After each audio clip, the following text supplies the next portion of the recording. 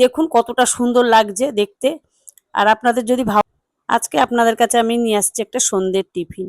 কড়াইতে তেল দিয়ে একটু জিরের ফোড়ন দিয়ে আমি একটা বড় সাইজের পেঁয়াজ কুচিয়ে দিয়েছি।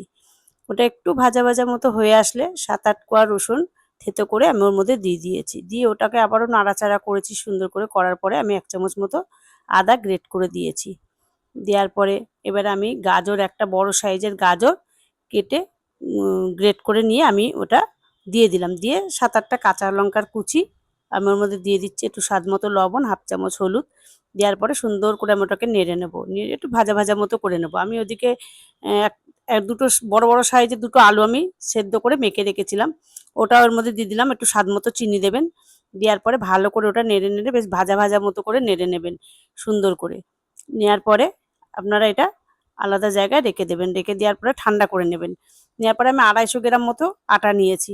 নেওয়ার পরে একটু স্বাদ মতো লবণ দিয়ে অল্প অল্প জল দিয়ে আমি ওটা একটা রুটির মতো ডো তৈরি করব। রুটি যেরকম মাখলে যেরকম ডো তৈরি হয় সেরকমভাবে ডো তৈরি করে আমি ওটা 15 মিনিটের জন্য ঢেকে রেখে দেবো। 15 মিনিট পর আমি ফিরে আসছি। দেখুন কতটা সফট হয়েছে মাখাটা। এবার ওটাকে ছোট ছোট করে রুটির মতো লেচি করে নেব, যেমন রুটির লেচি হয় সেমন করে। বন্ধুরা, খেতে খুব সুন্দর লাগে, আপনারা করে দেখবেন। বাজার থেকে তো আপনারা কিনে খানই, এরকম করে বাড়িতে বানিয়ে খাবেন, খুব ভালো লাগবে।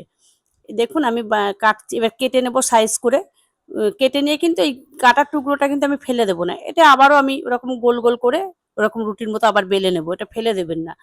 তারপরে এটাকে সুন্দর করে চৌকো শেপে কেটে নেব। নেওয়ার পরে আমি যে পুরটা তৈরি করে রেখেছিলাম সেই পুরটা আমি একটা সাইড করে সুন্দর করে দিয়ে দেব। দেওয়ার পরে আমি ওটা মুড়ে নেব। মোড়াটা আপনাদের আমি দেখিয়ে দিচ্ছি। এরকম করে সুন্দর করে মুড়ে নিতে হবে। নেওয়ার পরে এবার যে সাইডে একটু বাড়তিটা আমি রেখে দেব, সেটা আমি চাকু দিয়ে ওটাকে সুন্দর করে একটু কেটে কেটে দেবো। হালকা করে একটু কেটে কেটে দিলে একটা ডিজাইন আসবে। তারপরে নিচের যে অংশটুকু থাকবে সেখানে একটু জল লাগিয়ে নেবো, কারণ জলটা আঠার কাজ করবে, আঠার মতো আটকে যাবে, ওটা খুলে যাবে না। তারপর এক সাইডটা চেপে একটু সরু করে নিয়ে আর এক সাইডে ওটা আমি দিয়ে দেবো। দিয়ে একটু চেপে দিলে পরে ওটা আর মুখটা খুলবে না। চাইলে আপনারা ওখানটা একটু জল লাগিয়েও নিতে পারেন। নেওয়ার পরে এই যে দেখুন আমি করেছি। এরপরে আমি কড়াইতে তেল দিয়ে, মানে তেলটা কিন্তু বেশি গরম করা যাবে না, একটু যেই হালকা গরম হবে গ্যাসটা একেবারে ছোট করে দেবেন। দেওয়ার পরে এগুলো একটা একটা করে দিয়ে দেবেন। দেওয়ার পরে এপিট ওপিট করে সুন্দর করে একটু লাল লাল করে ভাজবেন। বন্ধুরা, খুব ভালো লাগে খেতে। আর বাজার থেকে কিনে খেলে নানান সমস্যা হয় পেটের, কিন্তু বাড়িতে বানিয়ে খেলে কোনো সমস্যা হবে না। বাড়িতে বানিয়ে খাবেন, দেখতেও ভালো লাগে যেমন, খেতেও সেমন সুস্বাদু।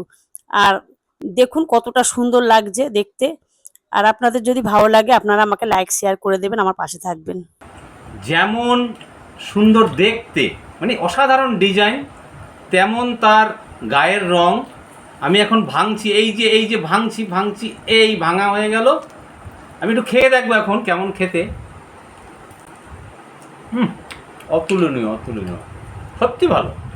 মানে এর আমি বর্ণনা করতে পারছি না, মানে এতটাই সুস্বাদু।